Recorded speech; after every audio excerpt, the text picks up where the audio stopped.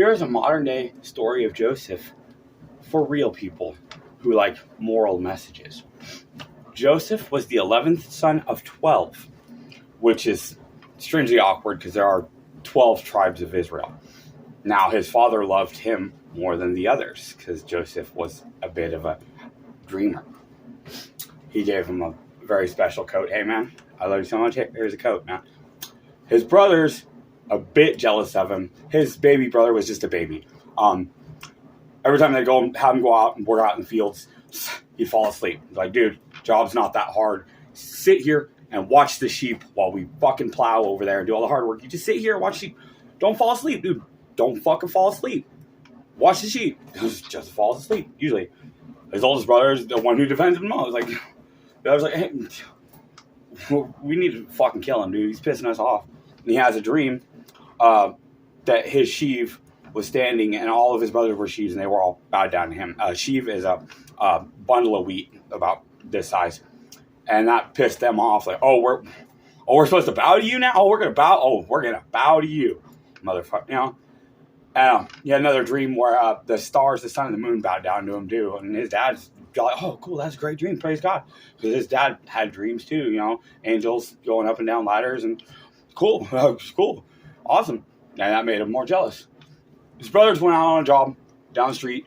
And he said, hey, Joseph, can you go check on your brothers, dude? They've been out for a minute. Like, yeah.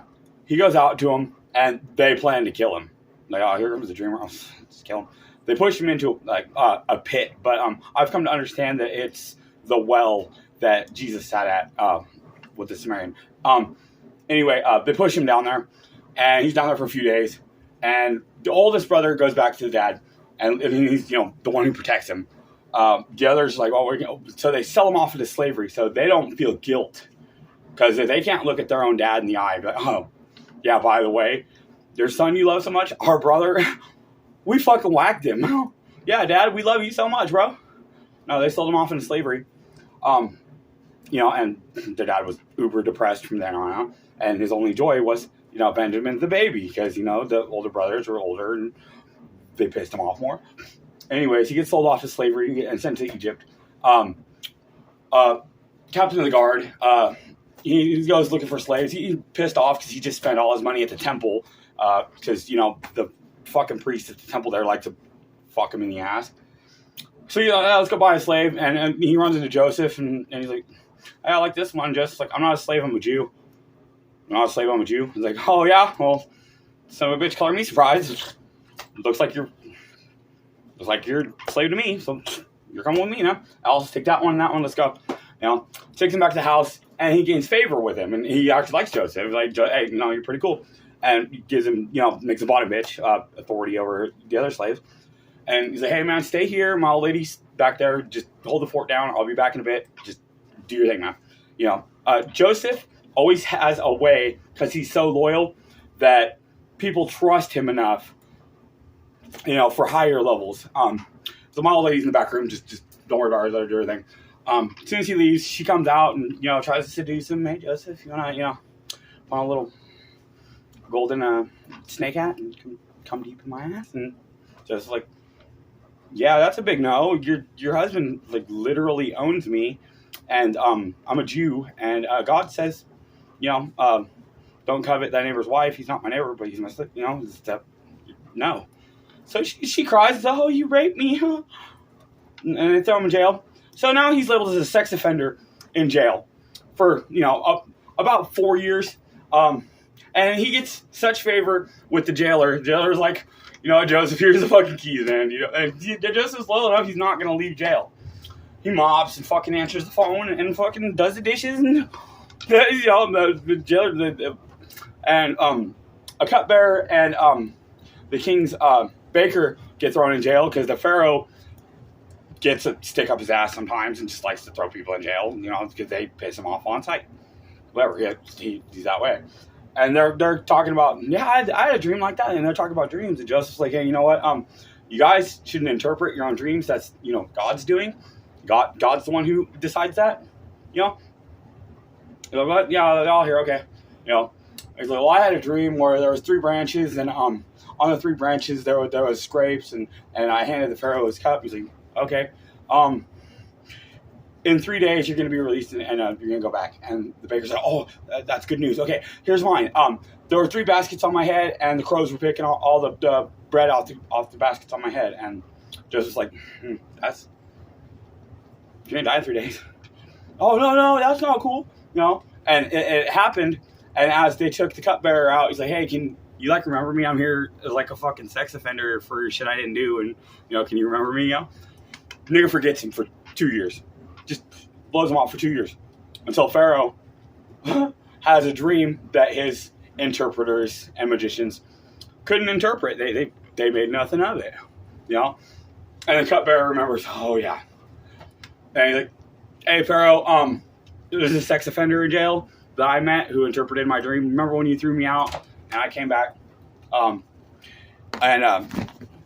remember you threw me out and I came back, and he interpreted that would happen. He's a Jew in jail. He's a sex offender, whatever.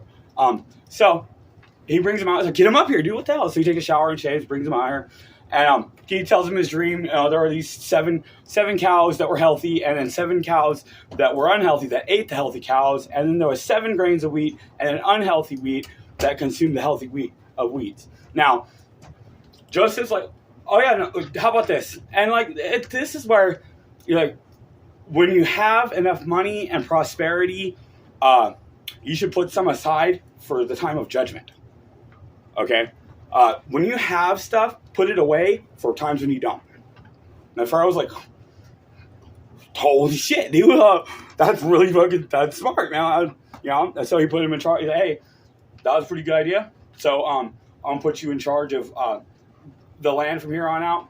You only answer to me and God, and they answer to you, every one of them. Yeah, you're in charge of everything under me. That's it.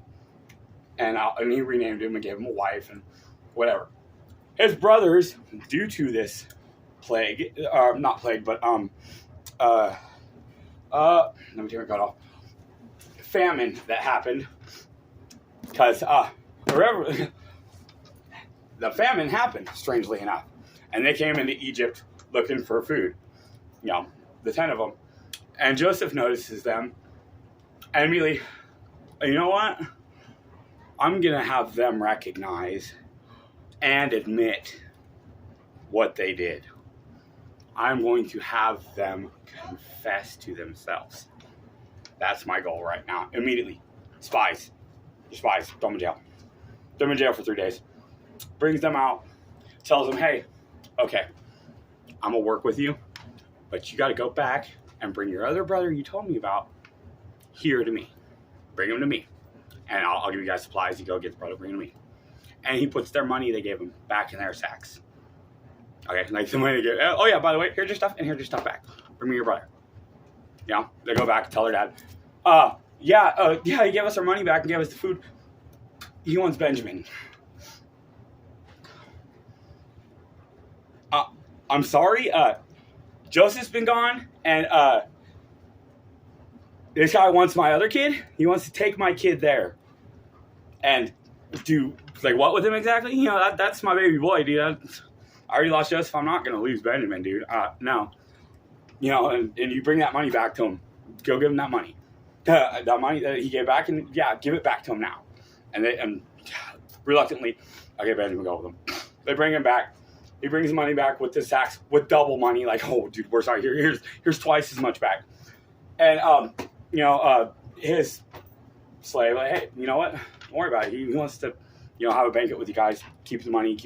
We'll do more business. Just come on in. Cleans them up, sets them up at a table, and he sits separate because Egyptians sit separate from Jews because they're up their own assholes.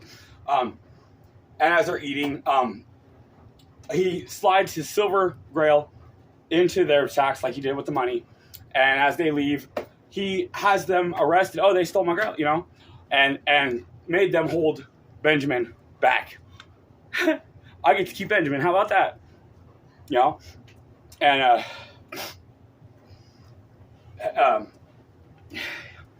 long story short, dances them into admitting to their father, to God, and to themselves what they had done. And finally realized, you're Joseph. What? Are you Joseph? You don't look the same at all, man. You know? Joseph's faith and his devotion led him to victory. And he remained so faithful from the bottom. We started at the bottom, now we're here. Was elevated immediately in everything that he did. He got leadership roles every time. Hey, guess what? You're a slave now? Okay, you're a master slave. Oh, you're in jail now? Well, guess what? You get the keys. Your bottom bitch of jail. Oh, guess what? You're just under Pharaoh. Hey, now you're right under God. And everybody was so damn jealous of him. And labeled him as a sex offender and all that, you know?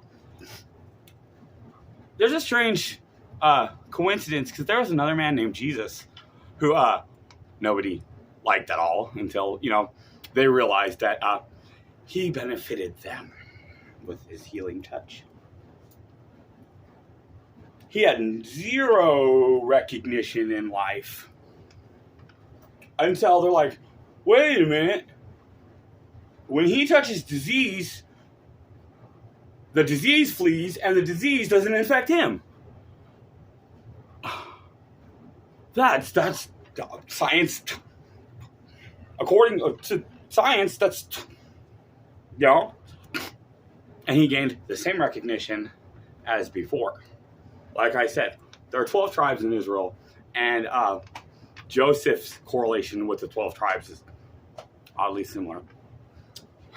It seems as though every so often the jealousy of man breaks down God's chosen until God puts them into place.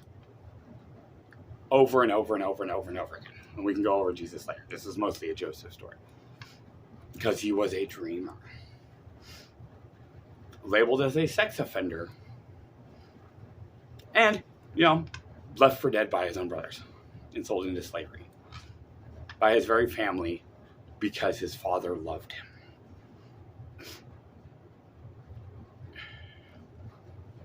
Think about it.